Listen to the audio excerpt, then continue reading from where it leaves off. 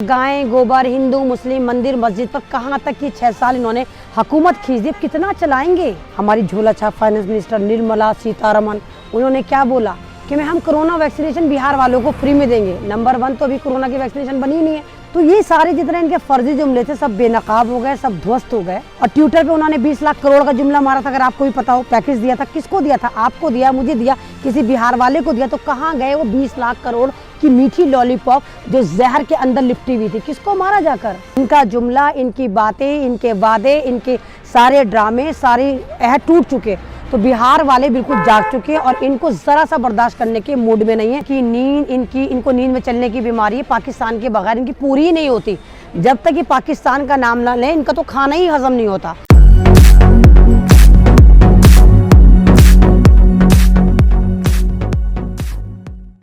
देखिए, बिहार की जनता को तो मज़ा चखाना था, क्योंकि वो लॉकडाउन नहीं भूली, वो चल चल के मरना नहीं भूली, वो ये नहीं भूली कि वो भूखी प्यासी थी, वो नहीं भूली उसके पैर में जूता नहीं था, वो नहीं भूली कि वो लाशें ढो रही थी, तो वो कुछ भी नहीं भूली। अब बिहार इलेक्शन आया तो मज़ा तो चखाना बनता है। लेकिन बीजेपी वाले तो ख्वाब खरगोश में रहते हैं। इनको ये लगता है फिर कोई नया लॉलीपॉप लेके चले जाएंगे और हम उनको बेवकूफ़ बनाएंगे और फिर वो बेवकूफ़ बन जाएंगे। जैसे आप जानते होंगे, हमारी झोला छाप फाइनेंस मिनिस्टर निर्मला सीतारमण, उन्होंने क्या बोला कि हम कोरोना वैक्सीनेशन बिहार वालों को फ्री में देंगे। नंबर 1 तो अभी कोरोना की वैक्सीनेशन बनी नहीं है, आप कहाँ से उठा कर दोगी? दूसरी बात, अगर आप ही के बगौल भारत में कोरोना है और 70 लाख से ज़्यादा पेशेंट हो चुके, तो क्या सिर्फ आप बिहारियों को ही दोगी, हमें नहीं दोगी? तो ये सारे जितने इनके फर्जी जुमले थे सब बेनकाब हो गए, सब ध्वस्त हो गए। और बिहार वालों को भी पता चल गया कि सरकार हमारी नहीं है, ये हमारी वेल विशर नहीं है, क्योंकि इसने हमें लॉकडाउन में चला चला के भूखा प्यासा मारा था। तो आप निर्मला सीतारमण को अनपढ़ झोला छाप क्यों कह रहे हो? तो पढ़ी लिखी हैं। अगर पढ़ी लिखी होती तो उनको ये पता होता कि वैक्सीनेशन भी ईजाद ही नहीं हुई है। जिस वैक्सीनेशन पे दुनिया में पूरी लड़ाइयाँ बज रही हैं, वो कह रही हैं हम बिहार वालों को फ्री में लगवा देंगे, हमने बना ली है।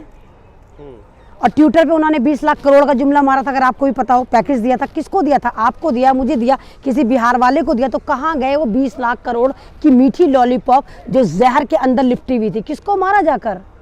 तो बिहार वालों को पता चल गया है कि कुछ नहीं होगा। मोदी जी बाद में कहते हैं कि पूरे देश के लोगों को जो है वैक्सीन दी जाएगी अगर बनेगी तो। हालांकि ये नहीं कह रहे हैं कि फ्री दी जाएगी या पैसे नहीं। वैक्सीनेशन को तो डोज लेकर आए। बताइए, अब गाय गोबर हिंदू मुस्लिम मंदिर मस्जिद पर कहाँ तक कि 6 साल इन्होंने हुकूमत खींच दी, कितना चलाएंगे? एक पुराने कपड़े को कितना घिसोगे? फट गया वो। इनका जुमला, इनकी बातें, इनके वादे, इनके सारे ड्रामे, सारे अहद टूट चुके। तो बिहार वाले बिल्कुल जाग चुके हैं और इनको ज़रा सा बर्दाश्त करने के मूड में नहीं है। और ये वाली बात आप इनकी रैलियों में देखिए कि बीजेपी के नेताओं को दौड़ा दौड़ा कर मारा जा रहा है। वो रोजगार भी तो दे रहे हैं। रोजगार दिए हैं वो, 19 लाख की बात। तो वो तो जब ये सन 2014 में आए थे तब भी 2 करोड़ को रोजगार दे रहे थे, तो दिए क्या? 15 लाख का वादा भी करा था, मिले क्या? किसको मिले? तो जनता जाग चुकी है। जैसे आपने देखा, यूपी के प्रधानमंत्री जो समझते हैं योगी साहब, वो बिहार इस खुशी में गए थे कि मेरे लिए इज्जत का दस्तरखान बिछेगा। कितना बेइज्जती का दस्तरखान बिछाया, कैसे उनको गालियां पड़ी हैं, मुर्दाबाद पड़ा है, ये पड़ा। जिस हेलीकॉप्टर में आए थे उसमें ही वापस चले गए।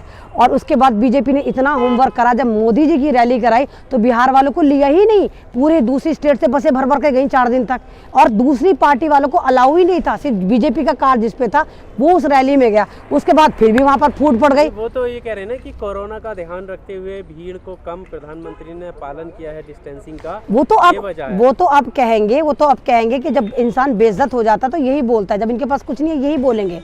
कोरोना का पालन इनको अभी याद आया, जब ये डिजिटल रैली कर रहे थे तभी याद नहीं आया। जब इनके हजारों इनके ड्रामे चलते तभी याद नहीं आता। जब इनके पास पब्लिक ही नहीं थी, बिहार की रैली कर रहे थे और बिहार वालों को किसी को लिया नहीं था, उसमें भी इनकी पब्लिक बावली थी। बीजेपी आपस में लड़ना शुरू हो गई कि सुशांत सिंह पे लड़ना शुरू हो गई कि जस्टिस फॉर सुशांत।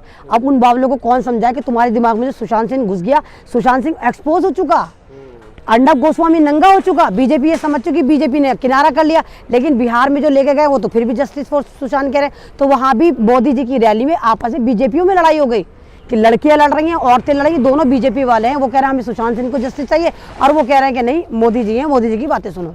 बीजेपी के एक प्रवक्ता ने टेलीविजन डिबेट में ये कहा था कि अगर हमारा एनडीए हार जाता है तो इसकी खुशी मनाई जाएगी पाकिस्तान में। ये तो बावले है, इनकी कोई भी बात, इनकी नींद, इनको नींद में चलने की बीमारी है। पाकिस्तान के बगैर इनकी पूरी ही नहीं होती। जब तक ये पाकिस्तान का नाम ना लें इनका तो खाना ही हजम नहीं होता, क्योंकि इनको पता है कि सबसे सॉफ्ट टारगेट पाकिस्तान है। पाकिस्तान का मतलब इनको पाकिस्तान नहीं होता, पाकिस्तान को अटैक करने का मतलब ये होता है कि भारत के मुसलमानों को गाली दी जाए और भारत के मुसलमानों की जो एक शख्सियत है, उनका जो किरदार है, उनको मशकूक कर दिया जाए टोटल भारतीयों की नज़र में। ये इसलिए करते हैं, आपको याद होगा शाहीन बाग को पाकिस्तान कहते थे, ऐसा बटन दबाओ करंट शाहीन बाग में जाए, और अब ये खुद ही कहते हैं कि वो जो शामिल हो रहे हैं वो शाहीन बाग के थे, तो आप पाकिस्तानियों को अपनी पार्टी में शामिल कर रहे हैं, तो पूछो ना जाकर इनसे। तो क्या जिस तरह से दिल्ली की जनता ने झटका दिया है वैसा ही बिहार की जनता देने वाली है? हाँ, दिल्ली की जनता ने देखा ना, जैसे आपने देखा होगा कि हमारे जो वो टकलू शाह थे वो बाबरपुर में कह रहे थे कि ऐसा बटन दबाओ करंट शाहीन बाग में लगे, और पूरा नागपुर हिला दिया था दिल्ली वालों ने। तो पूरी यही तैयारी बिहार में है, पूरे बिहार वाले जो हैं इनको नाको चने चबाएंगे और नीतीश को डिसऑन कर दिया है, और आरजेडी की पावर वहाँ पर आएगी। मैं ये नहीं कहती कि वहाँ पर जो है तेजस्वी हुकूमत बनाएगा, लेकिन मिली जुली सरकार बनने की संभावनाएं नज़र आ रही हैं। सीएम के तौर पर देखा जा रहा है कि तेजस्वी, हाँ, तेजस्वी नज़र आ रहे हैं कि उभरते हुए जो एक युवा हैं, नेता हैं, और उनके जो वादे हैं पब्लिक यकीन करने की कोशिश कर रही है, क्योंकि उनके अब्बा अच्छे रहे थे। लालू प्रसाद काफ़ी अच्छे नेता रहे और सही विकास करा। बेशक चलो मैं कह रही कुछ भी नहीं करा, खाना तो देते थी। कहते हैं जंगल राज था, गुंडा राज था, तो जंगल राज कहने वाले कौन है? नीतीश साहब ही तो। नीतीश साहब तो इतना सतह से नीचे गिर गए कि वो लालू प्रसाद की फैमिली को टैग कर रहे हैं कि 9 बेटियां हो गई, 1 बेटे हो गए।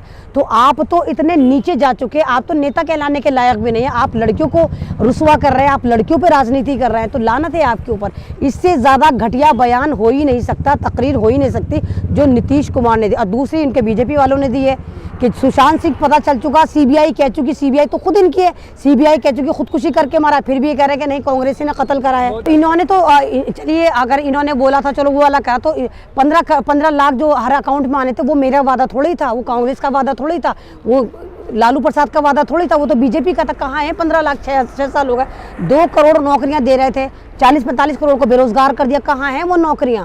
और दूसरी बात, ये हर मुद्दे पे हारते हुए नजर आ रहे हैं, इसीलिए फ्रांस से एजेंडा उठाकर लेकर आ रहे हैं। फ्रांस से तो इनका कोई मतलब नहीं, बेगानी शादी में अब्दुल्ला दिवाला बन रहे हैं। भाई वहाँ मुसलमानों की आस्था का मतलब है, वहाँ आपका तो कोई मतलब नहीं, ना बीजेपी का मतलब है, ना RSS का मतलब है। लेकिन इनको पता है कि अब उस वाले मुद्दे को ये कैश कराने के चक्कर में बिहार में और फ्रांस से कह रहे हैं कि हम तुम्हारी सपोर्ट में, जबकि मुंगेर में आप हिंदुओं को मरवा देते और कम मरवाते हैं जब वहाँ पर नवरात्रे चल रहे होते हैं। वो श्रद्धालु जो पूजा कर रहे होते हैं और दुर्गा माता को विसर्जन करने जा रहे होते हैं, आप उन मासूमों पर, निहत्तों पर गोलियां चलवा रहे हैं, डंडे चलवा रहे हैं। वो आपको नजर नहीं आ रहा, आपको दर्द आ रहा है फ्रांस का, क्योंकि आपको मालूम है कि वो फ्री का एजेंडा आप उठा के लाएंगे और यहाँ पर हिंदू मुस्लिम करेंगे। कल नीतीश जी का एक बयान आया था एंड टाइम पर, बिल्कुल अब आरक्षण को लेकर के उन्होंने बयान दिया है कि आबादी के अनुपात जो बराबर आरक्षण की हम पक्षधर रहे हैं। तो इनके जो बयान है वो इलेक्शन से, वोटिंग से 3-4 दिन पहले ही तो आते हैं। वही नीतीश सरकार तो है जिसने साफ मना कर दिया था, हमारे पास एक भी पैसा नहीं है मजदूरों के लिए, हम नहीं बुला सकते, अपने कन्वेंस से आ जाओ। ये नीतीश सरकार वही सरकार है। और उस वक्त लालू यादव जो है, पप्पू यादव ने अपनी बसें भेजकर 30-40 बसें चलाई थी, कोटा से लोगों को बुलाया था जो बिहार के थे, तब इन्होंने हाथ खड़े कर दिए थे सीएम होते हुए। अब तो इलेक्शन है, अब तो कुछ भी कह देंगे ये।